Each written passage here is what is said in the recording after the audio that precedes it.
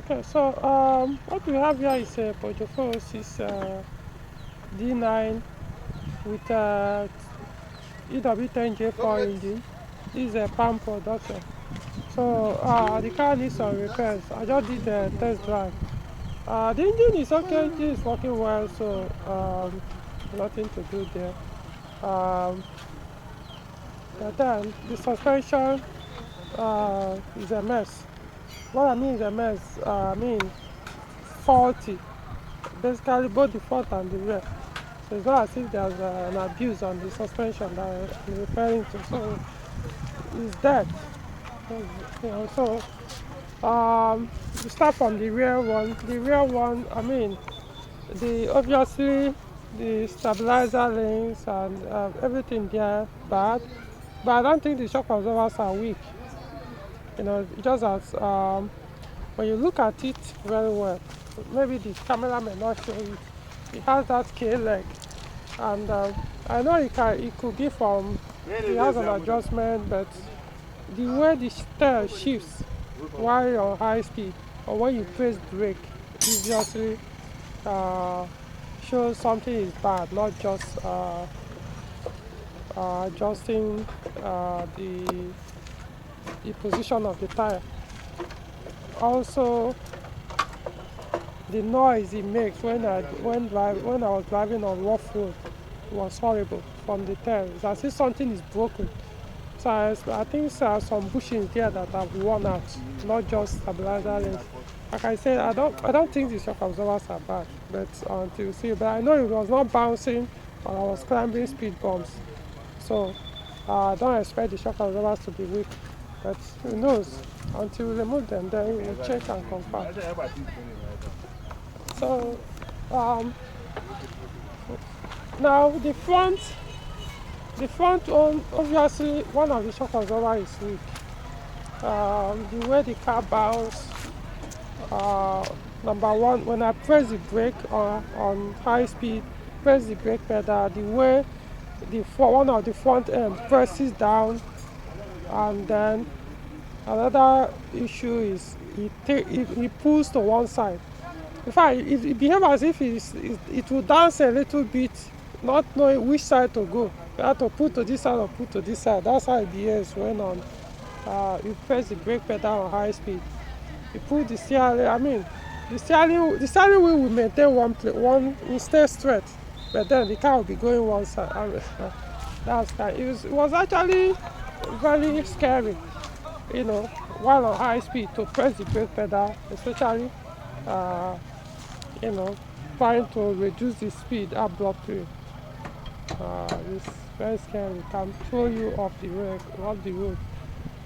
So, but still, I don't expect the issue to be worse than the real one. The real one is no, there's something fundamentally wrong there. So this was probably the lower wishbone bushing. That's the one we call lower arm bushing. Probably bad. Then maybe one on the shock absorber. Then it could also be that the brakes as well. Maybe one of them is binding. That's why it's also pulling to one side. It's not an alignment issue. And some might say, oh, maybe it's alignment. No, it's not alignment. Something is wrong. The way it dances once you press the brake pedal. Without brake pedal, if you don't touch the brake pedal, it goes well. Though it vibrates a little as speed increases. Vehicle speed increases. But immediately you touch the pedal, woof! I mean, you have to be swinging to keep the car stable. So something is very bad on the rear, but on the front, but the rear one is worse. So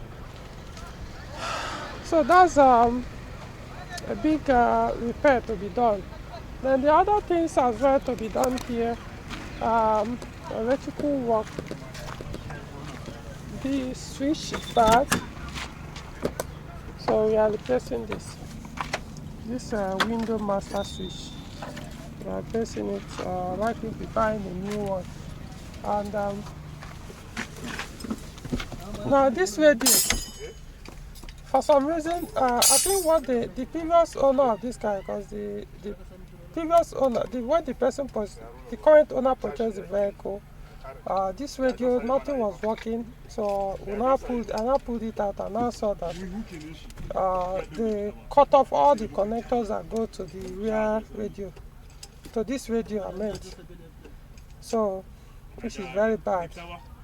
Because normally this type of thing, there was no need to, what we believe probably they put aftermarket radio, there was no need to have cut off those connectors. You just twist all of them, twist them together and run your distance, so that if the person wants to later reverse and put the factory radio, all you need is just disconnect the aftermarket connection and your factory connector will still be there. You plug it back on the radio. I don't know why they did that. So I'm going to engage somebody who is going to find the connector, including the speaker connector. I mean, all the connectors, you know, for phones, depending on the model, like the one that comes with, what is it called, JBL and the rest, depending. There are about 3 connectors, of 3 or 4 if I'm not mistaken. So all of them be cut off. So I'm engaging one electrician to help me search for it, because I know it might not be easily available like that. It will be available, but I mean it would go to market, start looking for those kind of things. I do not have that time. So I'm going to get somebody to search for me and locate it. Then when the person comes, he will do the connections, connect it. As it is, nobody knows whether the radio is even good or not, whether it will work. But let's connect the connectors first, plug them on the radio, then see what happens. From there, if the radio works, if it doesn't work well, then we'll discuss with the owner whether what he wants to do, if he wants to change the radio. Now the multifunction display is also not working. But for now, I'm not really that bothered. The owner says for now, let's leave this one. Remember, this one is not always easily available. Even if you find it, they are not that cheap. Especially you want this factory one. So for now, our focus is here. This one is okay. Forgotten that the radio works with this. So, meaning that if the radio starts working, it will be difficult for the vehicle, the driver, whoever that's driving the car, to operate the radio without the display showing what you are searching for. So it won't be that easy. At the end of the day, I might end up changing this. So we'll see. But this one works. The AC control panel works. As you can see, it was actually replaced. So this one is working well. So right now, only one door window only this one is working. This window, we don't know. It's not even working well. It's not working with this switch. It works with this one. So when we put a new switch assembly, we'll now know if other windows will work as well.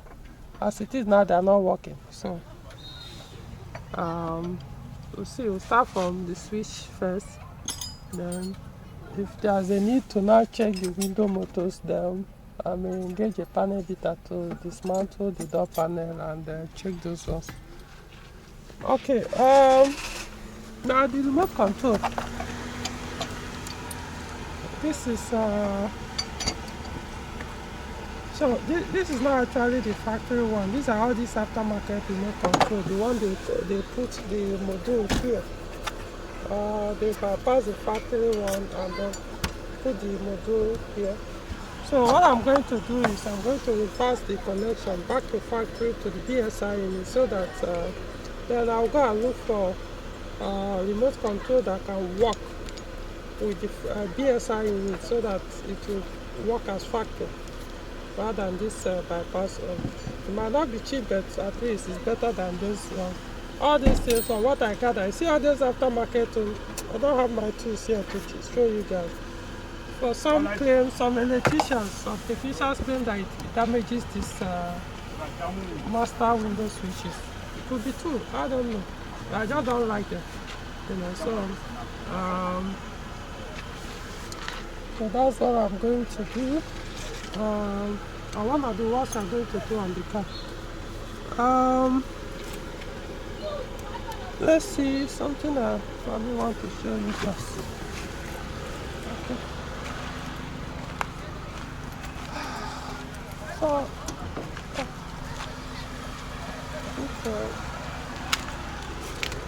I need to engage a panel editor. So okay. This this bonnet doesn't spring up when you press it. So I don't know why. Okay, so like I said, the engine is working well, so we're not touching anything there.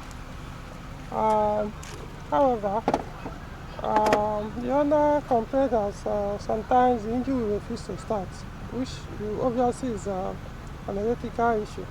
So, but I think I've known what has been causing it, because sometimes in the past we worked on the car, it will refuse to start. But if you come here and touch the wiring harness, this connector on the engine ECU, if you touch it or pull any of these wires, it will start and start working until you drive the car, maybe drive on rough road, the issue will come back. So we are suspecting the problem is from the connector. We want to believe it's not the ECU. So in that case, I think the best is just to change this connector. I think it's one of them that is causing it, not all the three connectors. So we'll start with the one that we are suspecting. Either this one or this one, and see what happens. Unfortunately, I don't have a soldering iron that I can use here to solder when we change the connectors. The one I have is the electric one, so I can't bring it here. So what will happen is we first do the connection first, confirm it's working, then whenever I get that gas powered or battery powered soldering iron, I'll ask the owner of the car to bring the vehicle, so I will now solder everything. So please, so that let the problem stop first. It will take a while, it won't be immediately, even if you do it, when you do this cut and join, because that's the only way to do it, you have to do some cut and join. I will actively be involved in the changing of this connector. If not, I may even do it myself. So what usually happens is over time, maybe 6 months later, a year later, they start losing communication, those places that are joined together. So once there is no solder in them, because sometimes the car may not even start. You start giving as if those wires are not even there, as if they are cut off. So that's why you need to do the soldering. This thing is even pulling out. Okay, so that's basically the work to be done on this car. As you can see, the most major part of the work is actually the suspension. Electrical, few things. Some might say consider it major, not, but okay, you still call it major, especially if you have to change the connection to the engine ECU and even the radio, because they cut off everything, including the connectors that that comes from the speakers to the radio. Everything cut off. So that I know may take a while to run that connection. So two major things: suspension, then the brakes. We will need to check the brakes, check the front one. Like I said, the car pulls to one side. It could be the brake disc that is causing it actually. It could be the brake disc, because when you look at this disc, whoa, they've actually gone deep. It has gone deep. So the brake disc will also be the cause.